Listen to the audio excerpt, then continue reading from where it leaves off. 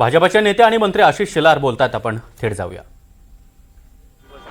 कशा पद्धतीने बंडखोरी शमवताय, तुमच्याकडे महत्त्वाची जबाबदारी दिली तुम्ही सगळ्यांपैकी? आम्ही सगळेच सामूहिकतेने काम करतो।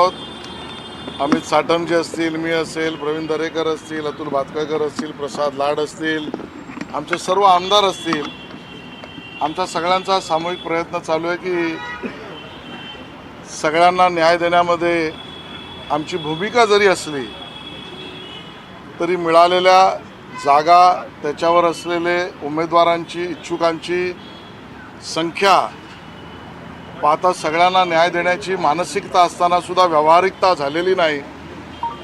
आणि मग सगळ्या प्रमुख कार्यकर्ते जे इच्छुक आहेत त्यांना त्यांचं म्हणणं मांडायचं, त्यांचं ऐकलं पाहिजे। काही गोष्टी सुधारल्याही पाहिजेत, पक्ष म्हणून आम्ही त्या सुधारूही। पण आमच्या सगळ्यांचं एकमत आहे, इच्छुकांमधल्या असलेल्या आणि राहिलेला ज्यांना न्याय देऊ शकलो नाही त्यांचं सुद्धा एकमत आहे की यावेळेला महायुतीचा महापौर आणि महापालिकेत मुंबईकरांची खरी सेवा करायची आहे। यासाठी संवादाचा, चर्चा, विमर्श यासाठी मी कालपासून सातत्याने सगळ्यांना भेटतोय। आज मी, प्रसाद लाडजी, सुनील कर्जतकरजी या ठिकाणी सगळ्यांना भेटलो आहोत। त्यातही मार्ग निघतोय, चांगला मार्ग निघतोय। सर, एक सायन कोळीवाड्यामध्ये 173 मध्ये जी काही झालेलं आहे, डुप्लिकेट अर्ज दिला अशा पद्धतीचा झालेला आहे, तो एबी फॉर्म दिला, तुमच्याकडून पत्र देखील गेले निवडणूक, काय नेमका सगळा प्रकार आहे हा? खरं आहे, 173 मध्ये दोन्ही अर्ज पडलेत आणि आता एक अर्ज राहील। जो राहील तो महायुतीचा अर्ज असेल आणि शिवसेना आणि भाजप दोघांचा मिळून ठरलेला उमेदवारच लढेल। पक्षाचा एबी फॉर्म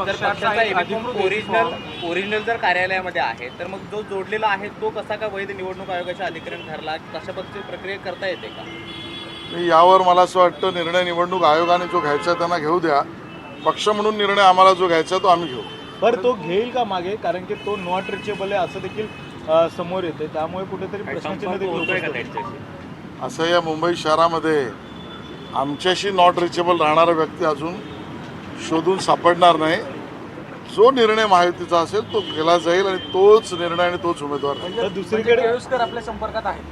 मला कोणाच्या संपर्कात असण्यापेक्षा देवेंद्रजी आणि एकनाथजी हे पूर्णपणे रिचेबल आहेत आणि ते एकमेकाशी रिचेबल असल्यामुळे अन्य कोणी नॉट रिचेबल असण्याचा प्रश्नच येत नाही। तुम्ही 200 नंबरच्या वॉर्डमध्ये देखील काल रात्री गेला होता, ते देखील उमेदवार गायब आहेत अशा पद्धतीच्या बातम्या आहेत, काय नेमकं? त्यांचा माझा व्यवस्थित संपर्क चालू आहे। मी सुनील कर्जतकरजी त्यांना भेटलो, आजही माझं त्यांचं बोलणं झालं आहे।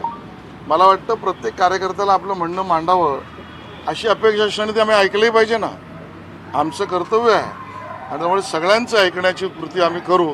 इथून सुद्धा एका प्रमुख कार्यकर्त्याच्या घरीच मी चाललेलो आहे। दक्षिण मध्य मुंबईमध्ये जेवढे बंडखोर आहेत किंवा ज्यांनी पक्षाच्या विरोधात जाऊन अर्ज भरलेला आहे, अशा किती लोकांशी संवाद झालेला आहे आणि किती सकारात्मक चर्चा त्यांच्याशी झालेली आहे? बघा, मी सगळ्यांना बंडखोर असं माझ्या संघटनेच्या भाषेत म्हणणार नाही।